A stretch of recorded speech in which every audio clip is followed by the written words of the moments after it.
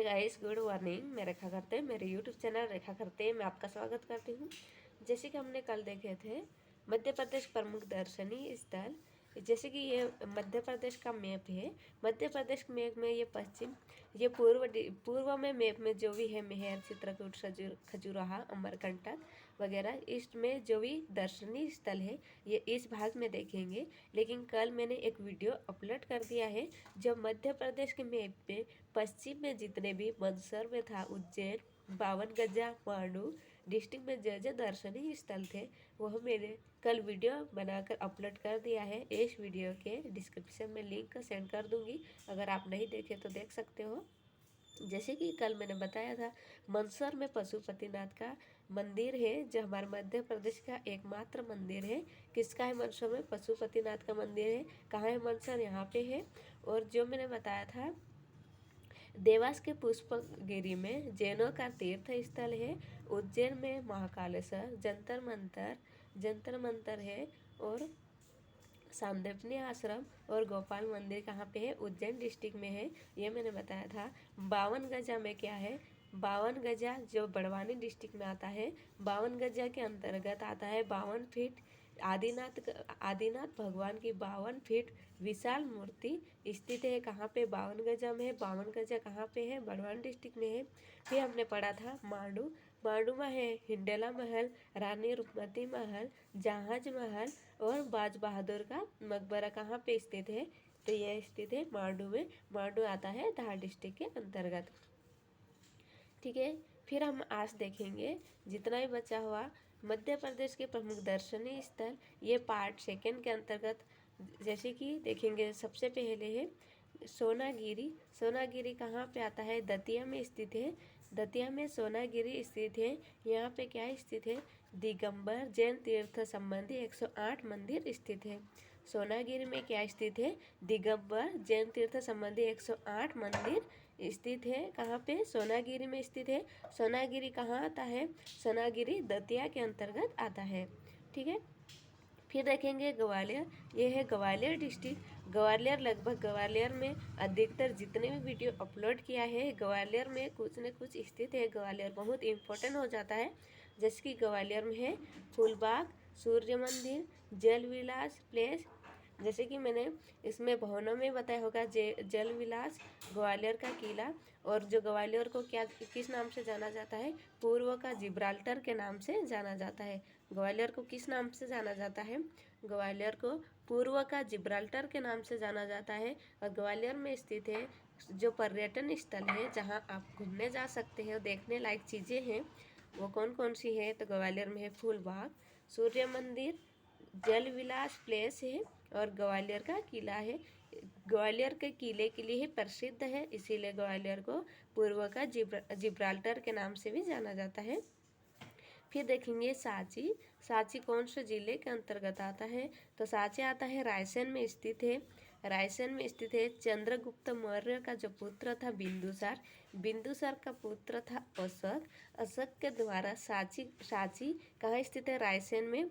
जो अशोक था उसने बौद्ध तीर्थ का जो सांची में एक स्तूप बनाया गया है, वो किससे रिलेटेड है? बौद्ध से रिलेटेड है। जो गौतम बुद्ध थे सांची में कभी नहीं आए, लेकिन जो उनके शिष्य थे उनके शिष्य के हड्डियाँ सुरक्षित रखी गई है। कहाँ पे रखी गई है? तो सांची में रखी गई है। इसीलिए यहाँ पे बौद्ध तीर्थ स्थित है।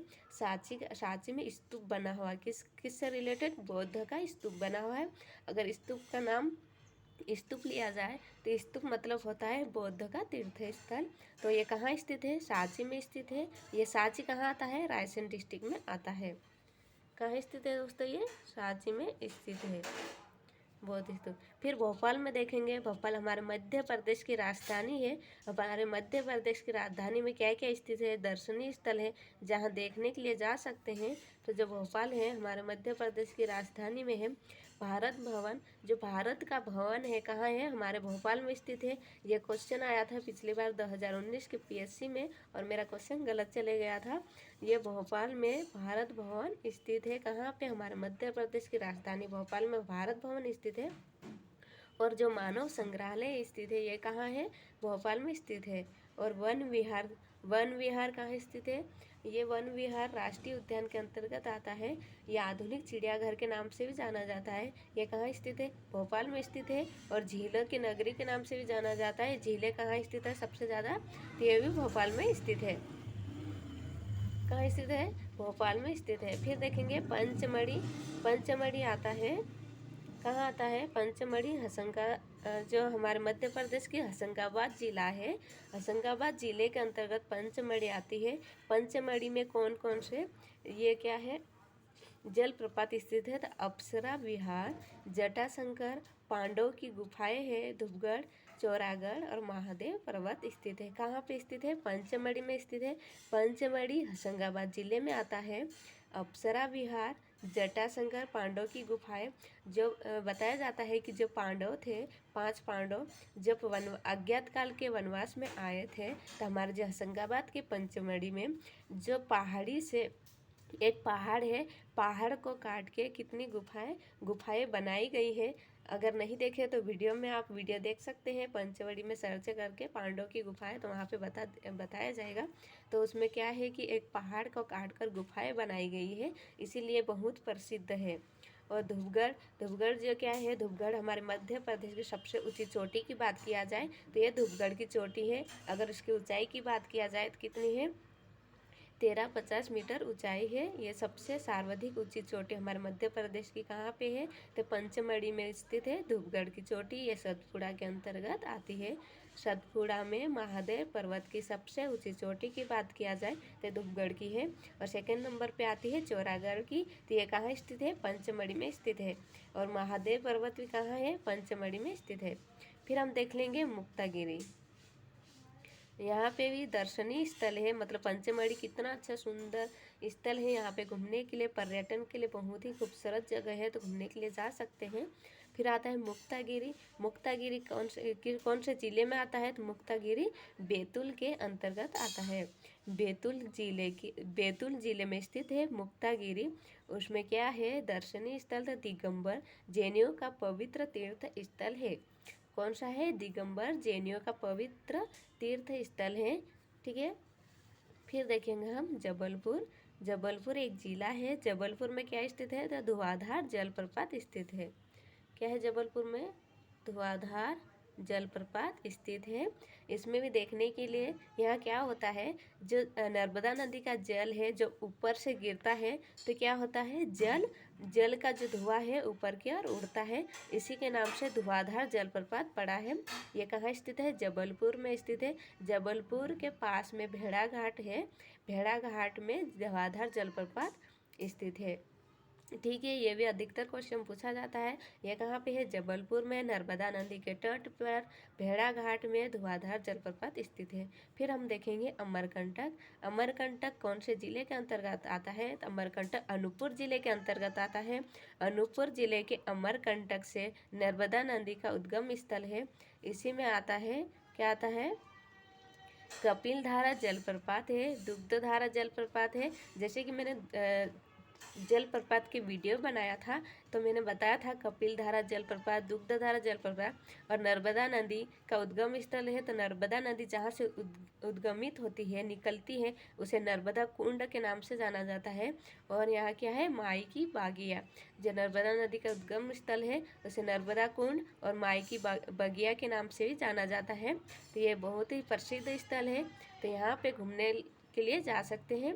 तो अमरकंटक में है कपिल धारा, दुग्ध धारा, नर्मदा कुंड, माई की बगिया। कहाँ स्थित है? अमरकंटक में स्थित है। और ये अमरकंटक कहाँ है? अनूपपुर जिले में आता है। फिर देखेंगे मेहर और चित्रकूट।